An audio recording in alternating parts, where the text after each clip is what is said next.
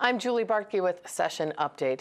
The Senate rolled out its supplemental budget bill for E-12 education this morning with a $44.4 million target.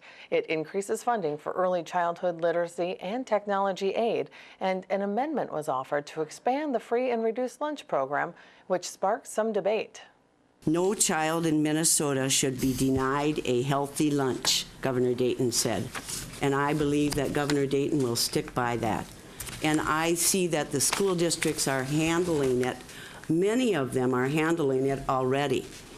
I told you about the St. Francis superintendent who talked to the reporter on this article on March 7th of this year. They can do it in St. Francis some way or another. We cross-subsidize all over the place. Minnesota School Nutrition Association, we also oppose this amendment.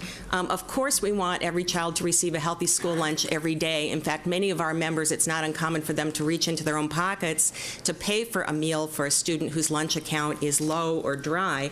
But this is an unfunded mandate, and unpaid lunch debt is already a significant problem for our schools. It's something that we have struggled with for years. We want the students to be fed, but we have very little leverage to get parents to pay.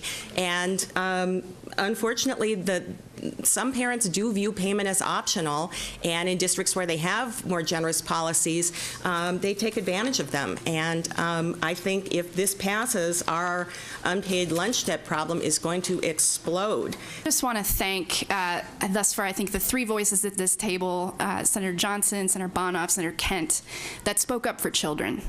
You spoke up for children, and that's, I'm not sure that you have the votes to pass this. We didn't ask for this amendment. We wholeheartedly support it because a child should never be held responsible, be the person that's held right at the counter for their parents' inability to pay. We don't do that in our school districts across Minnesota on other issues. We don't withhold books. We don't withhold bus rides. We don't withhold activities for kids. We find ways to make it work. And 100 school districts in our report have made the decision to feed kids the hot lunch no matter what. We're not talking about a $175 million unfunded mandate. That's not what it is. As a school board member at the local level, I debated lunch prices. And this is a big deal to your local school boards who debate this issue going back and forth. And I think you really need to have a hefty bit of skepticism to think that there are 100 districts out there that take a plate of food and throw it away from a kid. I don't think that's a fair assumption from your fellow locally elected officials.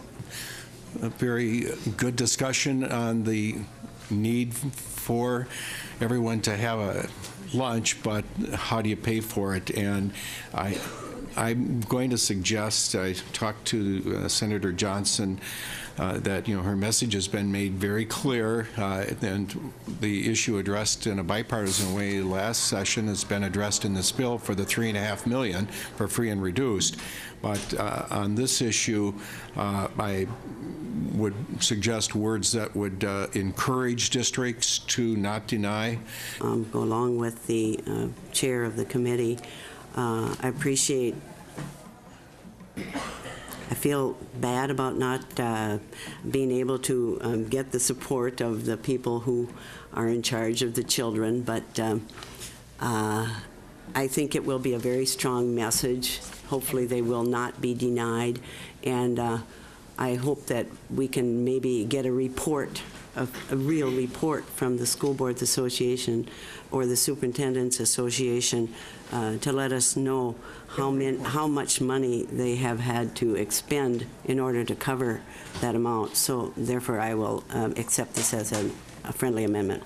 The amendment was significantly changed, and the committee approved the bill and sent it on to Finance.